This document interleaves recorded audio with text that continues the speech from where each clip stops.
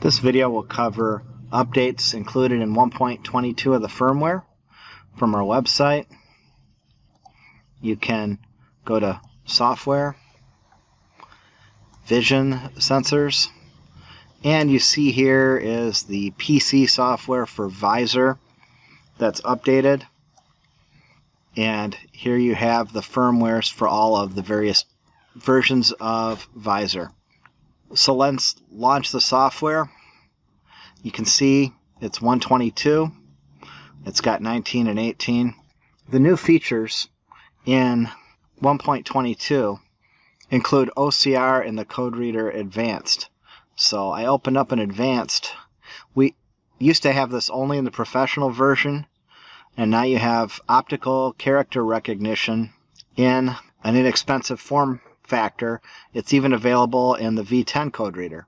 The other thing, we have this Shudder Variation available in all variants now. You used to be able to come here on number of images per trigger. If you set this to 3, what that would mean is it would, when it got a trigger signal, if it failed, it would try again. And if it failed, it would try a second time. And if that failed the third time, and you reach this set point here of 3 seconds, it would stop and declare everything bad and be ready to accept another trigger. So that's a nice way that the VISOR could always re-trigger itself. And this is the feature that was available in some variants that's available now in all across the whole product line, Shudder Variation. So what you can do, if we have our shutter speed set to 1/4 of a millisecond here, we can see our shutter speed. I'll move it to 0.3, and we look here, the shutter speed changed. And what you can do is you can adjust the factor, not 1.0, but you can see here this is brighter and brighter. You could also put this to 0.9 and try it a little bit darker, if that's going to help for your process. The next feature is being able to password protect jobs. So if you're a big manufacturing facility and you want to prevent electricians on the back shift, you can do this. You go File, Protect Job Set, and when you enter the password, not password, you can, I would strongly recommend you put in a hint. And if you forget this password, there's no way to recover the job. You could look at the detectors in action and use that to recreate the job, but without the password, you can't edit it. There's no backdoor. VISOR Robotic gives you a couple of features. Here in the calibration, you have this new calibration plate. The robotic calibration plate looks like the traditional one, but it has these 4 bullseyes or fiducials. Calibrating to millimeters, you would still want to zoom in so that these dots filled the field of view, because you have some lens distortion out at the edges. Plus, if the camera's at an angle and you want the distance to be accurate in all fields of view, it's more accurate like this than it would be if that was your field of view. So that's how you calibrate it to millimeters in one click, just like before. And the new feature then is you can take your robot with a stylus in the gripper and move it to each bullseye, 1, 2, 3, 4.